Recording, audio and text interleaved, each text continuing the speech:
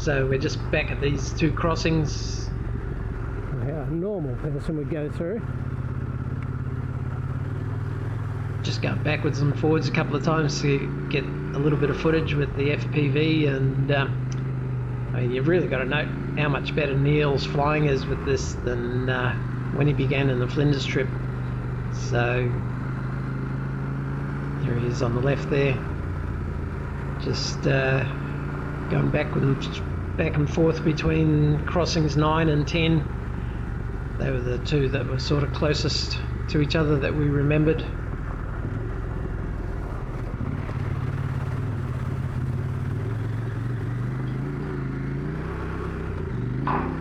Yes, I am kind of mucking around a little bit and making it look harder than it has to be. Kind of, you know, get up a little bit for the camera.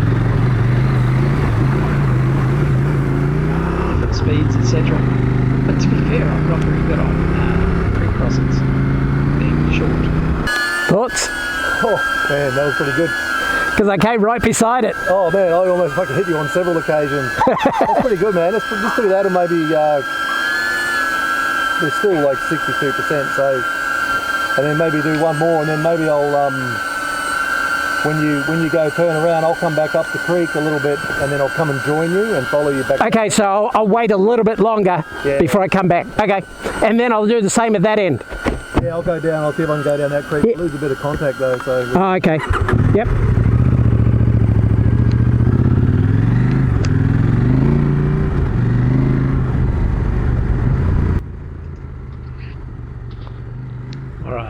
So we're just going back, trialing them again with Neil and the drone, taking a little bit more of a scenic view.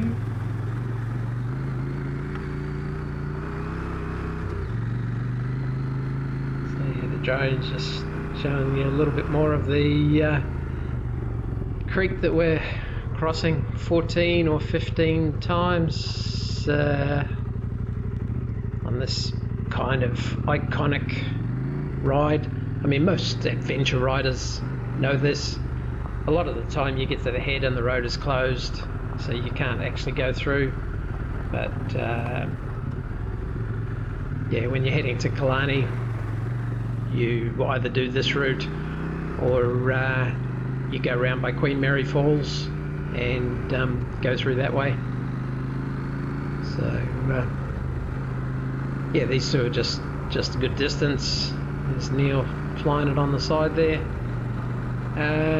This is his second FPV drone, and it's not as fast as the first one, but this one's a little more resilient to bumping into things.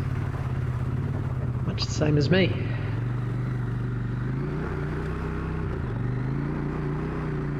So yeah, it just gives a little bit more of a scenic view.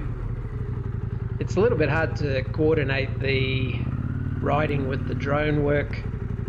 Yeah, it would be easier if we had two-way communications of some kind, but you're sort of looking for where the drone is and making sure it can see you, and you know, pulled into picture, and then I see the drones coming, and so I can go and wobble my way across, bumping into a few rocks, and yeah, generally looking pretty hopeless at creek crossings, which is actually not far from the truth. I mean, I haven't drowned one since 3 years ago, trail riding in Tassie with Alan, but I've come close and I've got lots and lots of wet boots. So, but this is sort of a more normal approach that I would have taken. I do try to avoid puddles, generally speaking. Don't know why. I mean, I pretty much have worked out that I am not actually water soluble. But there you go. Of course, it's not so bad when you're when it's hot. Don't mind getting wet. Although the new boots that I've got, the Tech 7 Dry Stars, actually stay wet longer, ironically, because of the dry membrane. So they actually take longer to dry out than a normal pair of boots, and they are not waterproof. Thanks, Neil.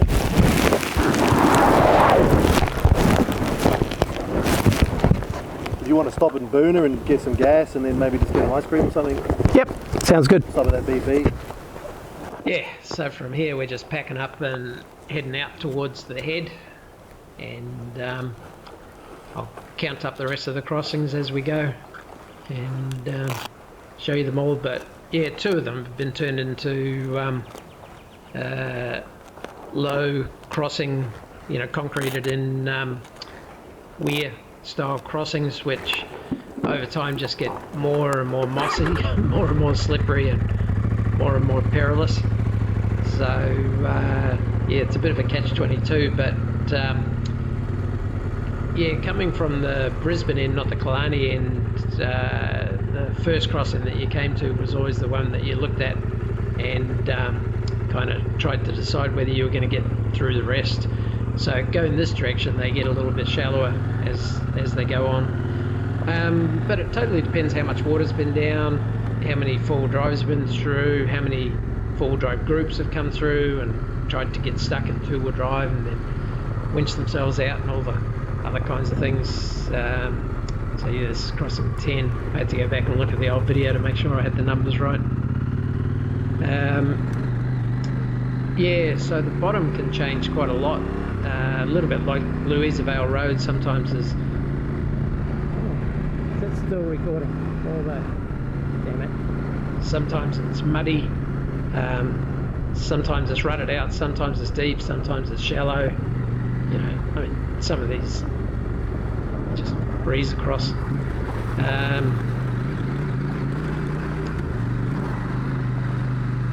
Bollocky crossing. Almost whatever the water's been doing. No, sometimes, I mean, the water's coming through here a metre, 2 metres higher than what it is now, and you just can't come through. But yeah, my comment there, you know, they've all got signs on them with some name or another. Cattle ahead. Yep, sign checks out. Yeah. What comes first, the cows or the signs? On the GPS, quite often it has, quite funny, in Queensland it has a little rabbit sign when there's places where they think there's stock on the road or deer or whatever, I don't know. But, well, there's not supposed to be any rabbits in Queensland on the other side of the rabbit-proof fence. Do see the odd hare once in a while, and I have seen a rabbit squished on the Queensland side, but you're not supposed to see them, obviously, the whole point of it. My words, my furts, my words. Awesome.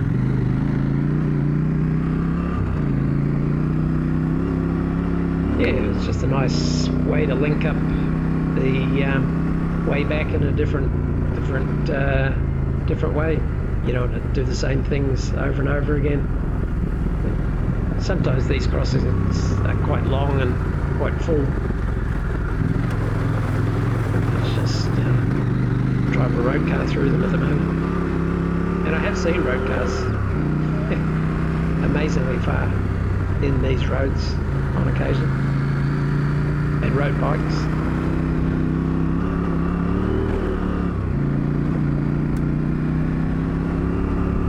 Yeah, just cruising along.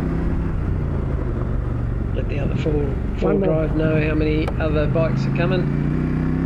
Although I'm never sure whether they think I'm saying, yeah, I'm on my own, I'm just one. Really hard to know. Because I've met groups where they hold up 3 fingers and I wonder, does that mean there's 3 of them or there's 3 more?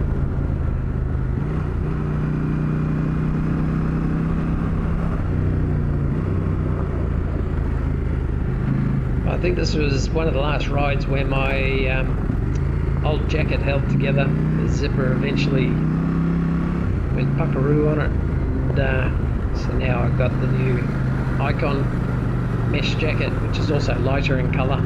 and reflects the heat back a little bit more. I've put the D30 padding out of my race vest into it, so it's got the good quality padding in it that's nice and light, but as soon as it gets hit it goes stiff.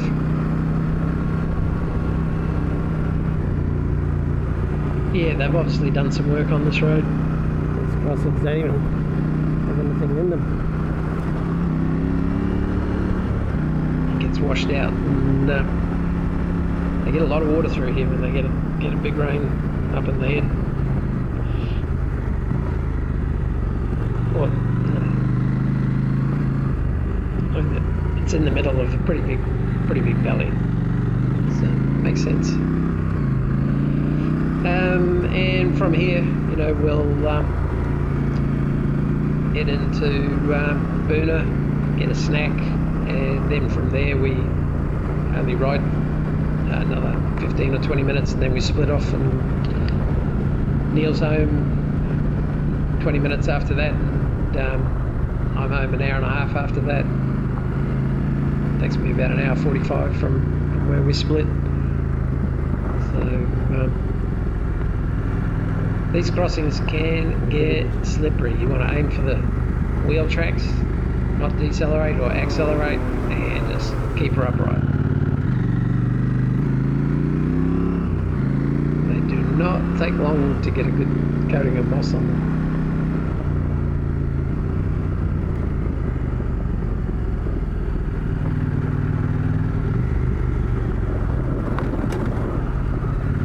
And yes, I am trying to keep dry. But it's a picturesque little valley run through here.